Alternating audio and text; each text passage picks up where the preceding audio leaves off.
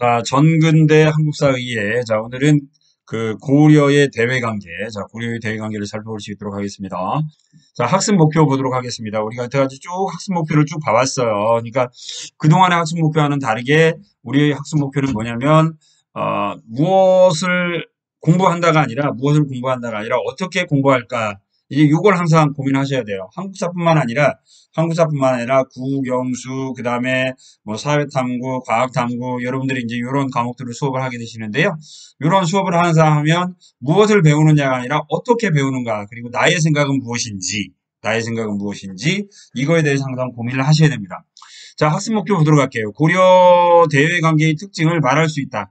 고려 대외관계의 특징을 말할 수 있는데, 아마 요때쯤 되면 요 단어는 모든 별로 지금 코로나 때문에 모든 수업을 하지 못하도록 하고는 있습니다만, 거란 대외관계 할 때쯤 되면 코로나가 끝나야죠. 그때까지 안 끝났으면 정말 큰일 난 거예요. 그래서 이 모든 수업으로 이제 포석맵 활동을 합니다. 그래서 어떤 친구는 거란, 어떤 친구는 여진, 어떤 친구는 몽골, 어떤 친구는 외구와 홍건족의 그런 그 침략 배경이라든가 과정이라든가 결과를 여러분들이 모든 별로 정리를 하시면 될 것 같고요. 그 다음에 고려가 거란의 침략을 극복하고 여진의 성장에 대응하는 과정을 설명할 수 있다라고 이야기할 수 있는데, 특히 이제 문제가 많이 된 것 중에 하나가 이제 여진, 나중에 금나라입니다. 이 금나라에 대응하는 과정에서 등장하는 사람이 누구냐면 그 당시 문벌 귀족이었던 이자겸이라는 사람이거든요. 이자겸이 금과에 취했던 외교관계. 과연 이게 옳았는지 아니면 민족의 자존심을 상하게 하는 정말 굴욕적인 외교 관계였는지. 그래서 이자겸의 외교 정책을 토론을 하면서 여진의 성장에 고려가 대응했던 과정을 한번 살펴볼 수 있도록 하겠습니다. 자, 먼저 내용 고려의 대외 관계. 첫 번째, 고려 외교 관계의 특징은 뭐냐면 유연한 외교 관계를 취했다는 겁니다. 자, 10세기, 그 다음에 11세기, 12세기 동부아시아 정세입니다. 먼저 여기 오른쪽 하단에 지도 나와 있는데 10세기 여기 아래 고려에 있을 때 발음 조심해야 됩니다. 10세기 만주지방에 있었던 나라는 어느 나라냐면 요 나라입니다. 요 나라. 자, 그래서 10세기 한반도는 고려가 있었고 중국은 송나라가 있었습니다. 여기 송나라죠.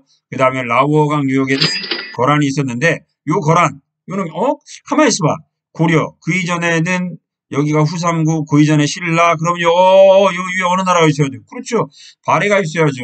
이 거란이 바로 발해를 멸망시킨 나라예요.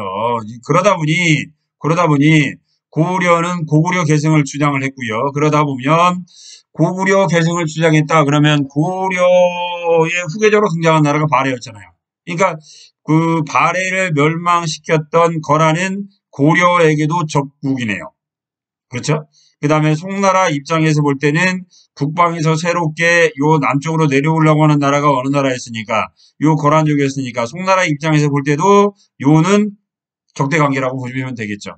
그래서 거란이 송과 고려와 대립을 하고 있었다. 그러면 이런 상황에서 거란이 가장 짜증내는 거, 싫어하는 게 뭘까요? 송과 고려가 손을 잡고 이 둘이 양쪽으로 협공을 하면 거란족 입장에서 볼 때는 가장 어려운 관계가 되겠죠.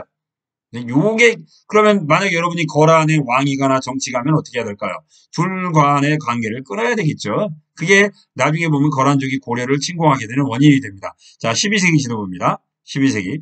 자, 12세기 대기 보니까 고려는 그대로 있는데 여기 있던 거란족이 사라지고 그 자리에 어느 나라가 등장합니까? 금나라가 등장합니다. 그래서 여진이 금나라를 건국하고 아까 이야기했던 요 자리를 차지했던 거란족을 멸망시키고 화북을 차지를 합니다. 근데 금나라는 아까 요 나라 거란족과는 달리 얘들은 만주 지역만 차지한 게 아니라 어때요? 중국의 절반을 먹었네요. 화북지방까지도 먹었죠. 화북지방까지도 먹었습니다. 그래서 금나라가 훨씬 더 세력이 강했다. 어떻게 보면 거란족에 비해서 그렇게도 우리가 엿볼 수가 있어요. 자, 그래서 요런 상황에서 고려는 어떠한 외교관계를 취했느냐. 고려는 송나라의 선진 문화를 수용하고 그 다음에 아까 발해를 멸망시켰던 거란을 견제하기 할 목적에서 송나라와 외교관계를 맺었어요. 화친관계를 맺었습니다. 자, 송나라 입장에서 볼 때는 거란과 대립하는 상황에서 고려와 친선관계를 유지하고자 고려와 송은 활발한 외교관계를 맺었는데 아까 말씀드렸지만 이 관계를 가장 싫어하는 나라가 어느 나라라고요? 바로 거란족입니다. 거란족. 그래서 거란족은 송과 고려의 외교 관계를 끊기 위해서 어느 나라를 쳐들어와요? 먼저 고려를 침공하게 되는 거죠. 자, 고려의 외교 정책, 고려가 스스로 동북아시아 속의 하나의 국제질서의 중심이라고 여겼고 송 및 북방 민족 사이에서 세력 균형을 이루고자 노력했다. 그러나 이런 것들을 누가 볼 때는 우스운 이야기였다. 거란족이 볼 때는 거란족은 이러한 상황을 인정하기가 싫었겠죠. 자, 거란의 침략입니다. 1차 침입, 거란이 송을 공격하기에 앞서 고려에 침공했다. 이때 누가 등장하냐? 서희가 단판을 했다. 그래서 송과 이때 서희가 단판할 때 뭘 상대방이 왜 쳐들어왔는가를 알아야 단판을 하겠죠? 그래서 단판 내용을 보면 이런 내용이 있어요. 소손령 아까 이야기했죠? 소송년 그러는 신라 땅에서 일어났고 고구려는 우리 땅인데 그대들이 조금씩 우리 땅에 쳐들어오고 있다. 서희 말도 안 된다. 우리는 고구려를 개성한 나라다. 따라서 우리가 고구려 땅을 조금씩 먹어서 압록강, 대동강에서 어디까지 청천강 이북까지 올라온 것은 지극히 당연하다. 소손령 그래? 자 그래도 자 우리 거란과 국경을 접하고 있으면서도 우리하고는 외교관계를 안 맺고 송나라와 외교관계를 맺은 것은 참을 수 없다. 이게 소손령이 이야기했던 왜 너희들 자꾸 북쪽으로 조금씩 올라오냐 이건 그냥 허수였던 거죠. 허수였던 거고요. 서희가 뭔 소리냐 우리는 고구려를 개성했다라고 반론하니까 소손령이 바로 이제 어때요? 본심을 내놓는 거죠. 왜 우리하고는 외교관계 안 맺고 송나라하고만 외교관계를 맺냐라고 이야기하니 서희가 뭐라고 했냐면 우리도 국경을 접하고 있는 거란족과 외교관계를 맺고 싶은데 중간에 누가 있다. 여진 도둑놈들이 있어서 우리가 거란과 외교관계를 맺지 못했다. 이게 소손령이 그래? 그러면 우리가 여기 있는 여진족을 몰아내면 너희 우리에게 와서 조공을 바칠래? 라고 이야기하니까 밑에는 없습니다만 서희 오브코스라고 이야기를 했겠죠. 오브코스. 그래서 이 협상의 결과 거란족은 자그마치 70만 대군이나 이끌고 쳐들어와요. 70만이면 수나라 양제가 100만 대군을 이끌고 쳐들어온 이래로 가장 많은 병력이에요. 70만 대군을 이끌고 왔던 거란족, 이 서희와 단판을 통해서 여기 압록강 유역에 있던 6개. 하나, 둘, 셋, 넷, 다섯, 여섯. 그래서 강동 6주라고 하죠. 요 지역을 고려에게 돌려줍니다. 고려에게 주고 너희 이 땅 받았으니까 이제 우리에게 조공 바치러 와. 라고 하면서 철수를 했죠.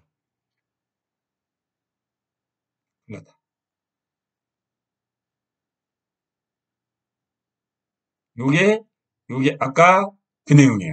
요거요. 그래서 그 대가로 고려는 강동 6주를 획득했다. 그런데 아까 이야기한 대로 고려가 강동 6주를 획득한 건 뭘 약속을 했어요? 우리 조공 바치러 갈게 라고 이야기를 하는데 그리고 또 하나 전제 조건은 송나라 외교관계를 끊을게 이건데 고려가 거란족이 물러가자 끊어요 안 끊어요? 안 끊어요. 송과 관계 계속 유지하고 그 다음에 거란의 조공을 바치러 오지도 않자 당연히 어느 나라가 열받아요. 거란족 열받죠. 그래서 현종 때 강조의 정변을 구실로 해서 쳐들어왔는데 이때는 왕이 현종이 어디까지 도망가냐면 전라남도 나주까지 도망가요. 그래서 거란족이 깊숙이 쳐들어옵니다. 왕 입장에서 볼 때는 이제 큰일 났죠. 나주에서 조금만 더 가면 목포로 더 가면 제주도예요. 그죠? 그런데 이럴 때 거란족이 이처럼 후방 깊숙이 쳐들어왔을 때 뒤쪽에 있었던 양규가 게릴라 전법을 펴니다. 게릴라 전법을 펴면서 거란족의 후위를 계속 공격을 하죠. 그러다 보니 거란족이 이제 어때요? 보급로가 이제 차단될 거에 위협을 느끼고 고려와 또 한 번 협상을 하죠. 자, 우리 이번에 물러나면 너희들 반드시 조공바치러 올 거지. 현종 뭐라 그래요? 하나, 둘, 셋, 오브 코스라고 이야기를 하죠. 그래서 물러납니다. 역시 고려 그 다음에 가요 안 가요? 역시 또 안 가요. 아니고 염소똥 10원에 12개 잃어버리는 거죠. 그죠? 이거 거란 야구르죠. 또 쳐들어와요. 근데 규모가 줄어들어요. 맨 처음에 1차 때는 70만, 2차 때는 40만, 3차 때는 10만 명이 쳐들어와요. 10만 명이. 근데 강감찬이 이때 이제 쳐들어왔던 이제 소비압을 물리쳐요. 규주대첩에서. 우리나라 이제 규주대첩을 우리나라 3대첩 가운데 하나라고 이야기를 하지만 이때는 그 소배압도 거란족도 10만 명 쳐들어오지만 고려 군대도 10만 명이에요. 근데 아무래도 지키는 군대가 10만 명이면 쳐들어온 10만 명보다 훨씬 유리하잖아요. 그래서 강감찬이 훨씬 더 쳐들어왔던 고려군보다 유리한 입장에서 전투를 벌여서 거란족은 크게 격퇴를 합니다. 그 이후 그 결과 고려는 거란과 외교관계를 세력 균형을 이루게 됩니다. 이제 거란 더 이상 쳐들어와요 못 쳐들어와요? 쳐들어오지 못합니다. 세력 균형을 이룬 가운데서도 외교관계를 유지했고요. 그 다음에 고려는 3번 침략을 당하면서 생각보다는 개경이 쉽게 뚫렸구나. 외부의 침략에. 그래서 외부의 침략을 막기 위해서 거란에 개경에 성을 하나 더 썼습니다. 이걸 보고 나성이라고 그래요. 이 원래는 여기가 궁성이에요. 여기가 이제 오늘로 따지면 서울성인데요. 서울성 밖에 외곽에 성을 하나 더 쌓죠. 외곽에 성을 하나 더 쌓아요. 외곽에 성을 하나 더 쌓아요. 이걸 보고 개경이 나성이라고 합니다. 나성이라고 불렀어요. 나성이라고. 그 다음에 자 압록강에서 여금강만에 이르는 지역이 뭘 쌓았다? 천리장성을 쌓아요. 여기서부터 압록강 여기서부터 여기 영만 끝터리 도련포에까지 천리장성을 쌓았는데 요 천리장성은 거란족이라든가 아니면 여진족의 침략을 막기 위해서 쌓은 성이죠. 자, 그러면서 북관 침략에 대비했다. 이게 거란족의 침략 결과 나성을 축조하고 천리장성, 우리나라에 천리장성 2개예요. 하나는 고구려의 영계수문이 쌓은 거, 그 다음에 하나는 이거죠. 2개가 있다는 거 알아두시고요. 그 다음에 여진과의 관계입니다. 자, 고려의 여진정벌 12세기 초, 자, 부족을 통합한 여진이 고려를 쳐들어옵니다. 이때 이제 그 여진족을 통합한 사람이 누구냐면 골타입니다. 골, 뼈골자 있죠. 탈은 칠타예요. 그러니까 아골타라는 사람이 이제 어때요? 그 여진족을 표기를 했는데 알고 보니까 그냥 이름을 풀어보니까 골때려죠. 골때려. 골타 이렇게 돼요. 골때려. 골타. 자, 국경이 침략합니다. 이제 근데 이 국경이 쳐들어왔을 때 불행스럽게 이 천리장성이 뚫려요. 천리장성이 뚫려가지고 여기 있던 정규성이 함락이 됩니다. 정규성이 함락이 되자 고려가 난리가 나요. 천리장성이 뚫리니까. 그래서 고려가 10년 동안 절치부심합니다. 10년 동안 절치부심하면서 변무반을 양성을 했던 거죠. 그래서 10년 난에 윤관이 변무반을 입고 오고 여진족을 정벌을 하고 요 지역에 동북구성을 쌓았다라고 이야기를 합니다. 이게 천리장성 이북 지역에 하나, 둘, 셋, 넷, 다섯, 여섯, 일곱, 여덟, 9개. 자, 동북구성을 쌓았다. 이건 이제 전통적인 거고요. 새로운 설화에 의하면 동북구성이 여기 있는 게 아니라 여기까지도 있었다. 여기까지. 두만강 넘어서까지도 있었다. 요건 또 새로운 학설이죠. 어떤 것이 뭐라고 제가 수업 시간에 말은 안 할 거예요. 아무튼 동북구성을 쌓았습니다. 동북구성을 쌓았는데 여진족이 계속 쳐들어오면서 애걸복걸하죠. 이 땅 돌려주세요. 이 땅 돌려주세요. 그러자 이제 어때요? 조공을 받고 아니면 다시는 고려를 쳐들어오지 않겠다는 약속을 받고 1년 만에 돌려줬는데 이게 몇 년이냐면 1107년이에요. 1107년. 그 다음에 그런데 이 여진족이 이 땅을 돌려받자마자 여진족 금나라를 건국을 합니다. 이게 1115년이에요. 1115년.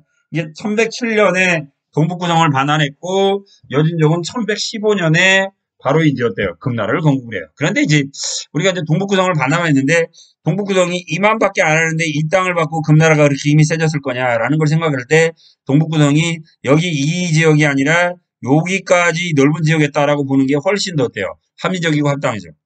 그죠? 요 정도쯤 돼야 비옥한 토지가, 즉, 아무래도 이제 우리 동해안은 해안선을 따라서 비옥한 지대가 계속되니까요. 그죠? 해안선을 따라서 비옥한 지대가 계속됐고, 여기는 이제 북한도죠. 우리 일제강점기 때 우리 조상들이 개척했던 비옥한 땅입니다. 이 정도쯤 돼야 나중에 금나라가 어때요? 큰 나라를 건국하는 토대가 됐을 거다라고 봤을 때는 동북구성이 전자보다는 후자에 가깝다라고 우리는 보는 거죠.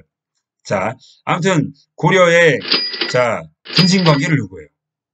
1115년 금나라를 건국을 하고 그 다음에 근데 이 상황에서 집권자였던 이자겸이 자 금의 요구를 수용을 합니다. 그럼 금나라에 왜 요구를 수용했을까? 아까 이야기한 대로 금나라가 요 1115년에 요 지역에 있었던 금나라가 1107년에 이 지역을 돌려왔고요. 1115년에 내 금나라를 건국했고요. 요렇게 된 게 언제냐면 1127년에 1127년. 그러니까 15년 빼기 27. 이게 12년 만이죠. 12년 만에 금나라가 이렇게 큰 나라가 됩니다. 아까 동북구성 2만원 땅을 돌려줬는데, 2만원 땅을 돌려줬는데, 그로부터 12년 후에, 그로부터 이제 아까 1107년으로 볼 때는 몇 년이에요? 15 더하기, 18년 만이죠. 18년 만에 이렇게 큰 나라가 돼버려요. 그죠? 와. 이렇게 큰 나라가 돼버려요. 돌려받은 지. 1127년 기준으로 하면 20년 만이네요. 20년 만에 이렇게 큰 나라가 돼버려요. 이렇게. 그랬을 때 고려가 어떤 입장을 취했을 거냐라고 봤을 때 이사겸은 옛날에는 여진족이 이렇게 조그마한 나라였고 우리에게 이 땅 돌려달라고 와서 애걸복걸했고 신하의 나라가 되겠다라고 약속했던 나라지만 그건 20년 전 이야기고 지금은 금나라가 이렇게 커졌다. 지금은 이렇게 큰 나라가 떠졌다. 따라서 우리는 살기 위해서는 자존심 다 버리고 이렇게 큰 나라가 돼버린 금나라의 신하의 나라가 돼야 된다라고 주장을 했던 게 이자겸의 주장이에요. 이자겸의 주장이에요. 그래서 요 이자겸이 금나라의 신하예를 받아들였기 때문에 금나라가 고려는 쳐들어오지 않죠. 근데 여기에 반발하는 사람들이 있었죠. 대표적인 사람이 누구예요? 묘청이죠. 그래서 여러분들 중학교 때 배웠잖아요. 묘청이 뭐예요? 석영천도 운동이 등장하게 됐던 배경도 여기에 있었던 거죠. 그래서 아까 이야기한 대로 바로 이자겸의 이러한 외교 관계가 과연 합리적이었는지 아니면 지나치게 굴욕적이었는지 이런 걸 가지고는 나중에 여러분들이 토론을 할 수 있도록 하고 오늘 수업 여기서 마치도록 합니다.